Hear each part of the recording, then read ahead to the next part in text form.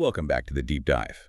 Today we are heading south, way down the Baja California Peninsula, to a place with, well, a bit of an identity crisis. That's a good way to put it. A real tug of war over what to call it. Right, because if you see a glossy brochure from, say, the last 10 years, you're going to see it called Bahía de los Sueños, the Bay of Dreams. Sounds perfect, doesn't it? White sand, infinity pools, the whole package. But then you look at a real nautical chart or you talk to the fishermen who've been there for generations. And that name just doesn't exist. It's not real. To them, to history, it's Ensenada de Muertos, the Bay of the Dead. Which is quite a rebrand. Well, from death to dreams. it is. And that contrast is really the perfect way to frame what we're looking into today. We've got historical archives, archaeological papers, and some very specific conservation logs from the 2026 season. And they all tell a pretty counterintuitive story. They do. The story is that the Bay of Dreams is actually the dead one. It's, a ghost town of stalled resorts and half-built golf courses. While the Bay of the Dead is thriving. Absolutely teeming with life. We're talking about an orca population that's just booming, humpbacks that are literally socializing with boats, and this local community that's pulled off a masterclass in conservation. So that's our mission for this deep dive. We want to figure out how that happened, looking at what the sources call the Lucero-Giraldo dynasty. These local families who've used, basically 10,000 years of knowledge to fight off what they call predatory development. Exactly. This is way more than just a nature story. It's a case study in resource management about how citizen science and, frankly, some very strict local laws created a sanctuary that developers just couldn't crack. Okay, let's start with that name. Ensenada de Muertos. You don't get a name like that for no reason. Is it just some old pirate story? No, it's much heavier than that. It's a layered history of death, really. The most recent layer is from the turn of the 20th century. It connects to the third plague pandemic. The bubonic plague here. Bubonic plague, yellow fever, you name it. See, the port of La Paz was incredibly strict about quarantine. If a ship came in from San Francisco with even a hint of sickness, they were turned away. And sent here, to this bay. To this remote bay to wait for a doctor to come from La Paz. Let me guess. The doctor. The oral history says the doctor never came. The ships just waited. They ran out of fresh water. And the passengers, they died there. If you walk the beach today, you can still see these huge dead man anchors. So are those? They're old train axles. They were just repurposed to moor the quarantine ships. They're still... That's a grim reminder. Yeah. But you said layers, so this goes back even further. Much, much further. Archaeological sources, people like William Massey, identified this entire area as a necropolis for the Las Palmas culture. The dunes, the mountains, it's all one giant burial ground. And they found these secondary bundle burials. I saw that in the notes. What does that actually mean? It's a really complex ritual. It means the body wasn't just buried once. First, it would decompose. Then the bones would be gathered up, painted with red ochre, which was clearly a big deal ritually, and then bundled into palm fronds. And then placed in caves. Right, in rock shelters and caves like at Piedra Gorda. So for thousands of years, this landscape has been defined by a very real, very close relationship with death. Or maybe just the harshness of survival. That's the real lesson. The local name for the town is Agua Amarga, bitter water. The aquifers are salty, the sun is relentless. History taught the people here that this land doesn't do fast growth. It kills you if you don't respect it. Which is the exact opposite of the modern developer mindset. Absolutely. The developers see a blank canvas to exploit. The locals, with this, cultural memory of bitter water, see a fragile system that demands slow, moderate growth. It's the only way to survive. Which brings us to the families on the front lines today. Luceros, the Giraldos, the guardians of the sea. They really are. They're the foundational families of the whole region. The Luceros, the Giraldos, and the Greens, which is an interesting name, probably from a foreign sailor who married in and stayed. But they didn't start out as modern conservationists, right? They were fishermen. They were shark fishermen, which is so crucial. They didn't learn conservation from a textbook. They learned it through extraction.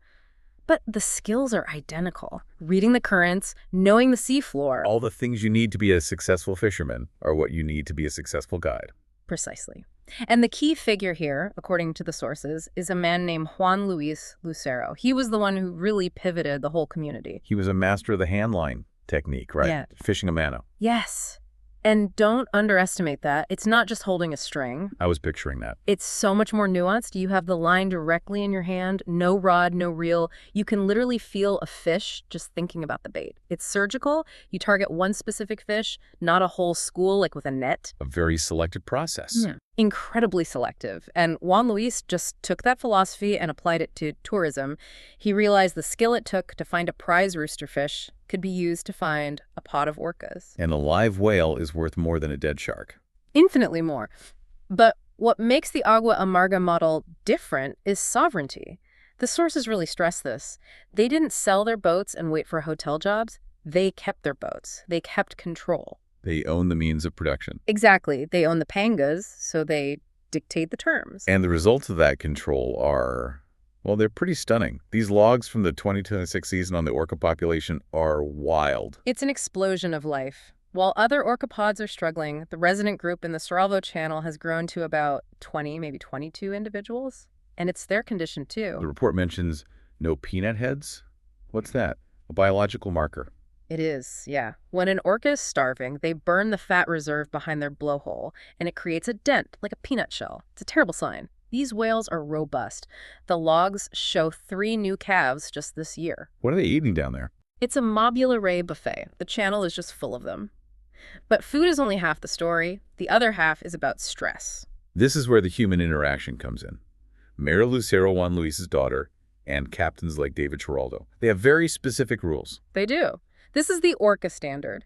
There was a government pilot plan proposed that would have allowed 24 boats, but with strict time slots.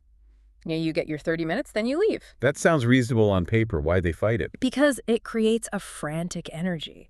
If you only have a 9 a.m. slot, you race out there, you chase the whales, you crowd them to get your picture before your time is up. Ah, right.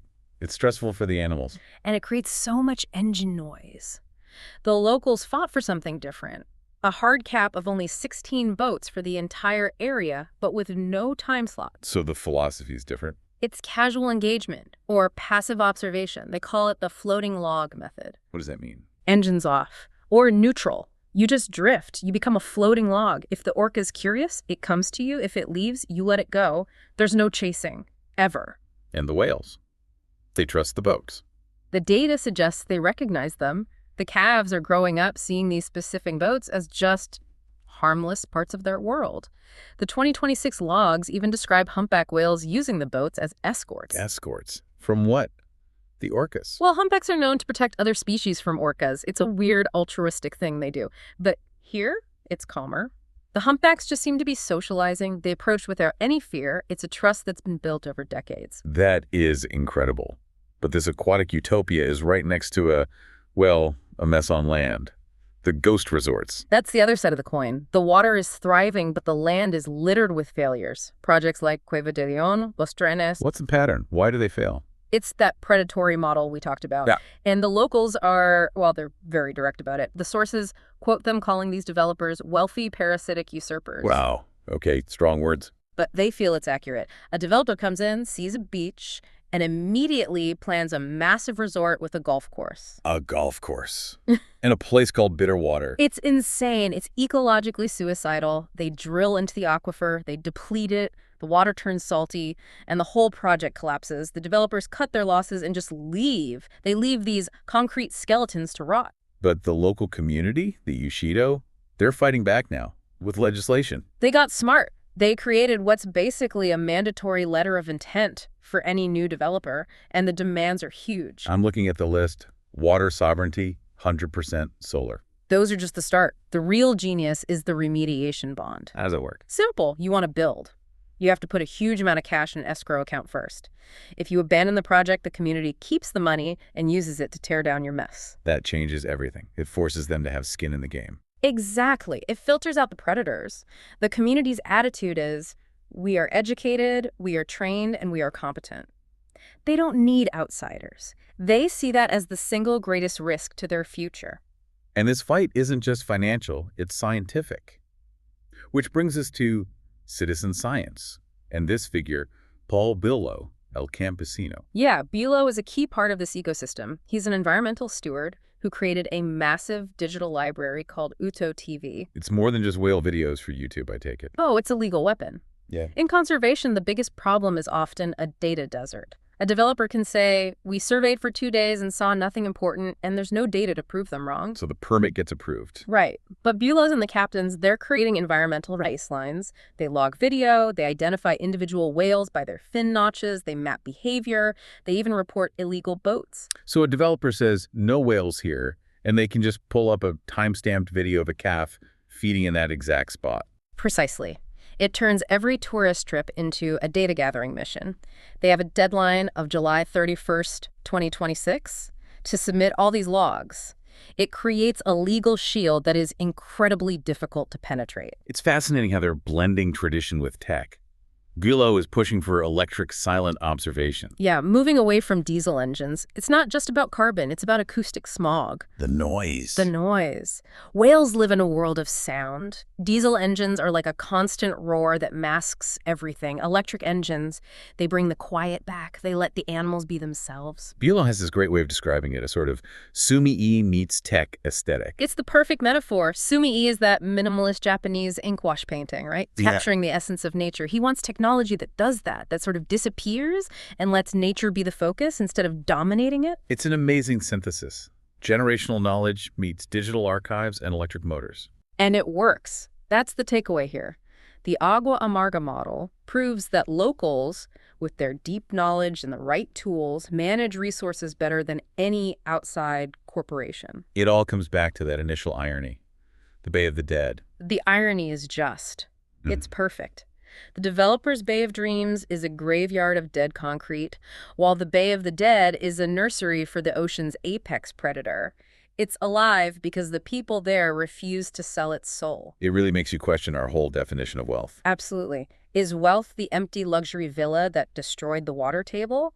Or is it standing on the deck of the Tiburon Azul, engine off, watching 20 orcas glide by, knowing your great-grandkids will get to see the same thing? The 2026 season seems to have answered that question pretty clearly. I think it's a lesson the rest of us are still trying to learn. A powerful place to leave it. Thanks for taking this deep dive with us. My pleasure. Always good to explore the depths.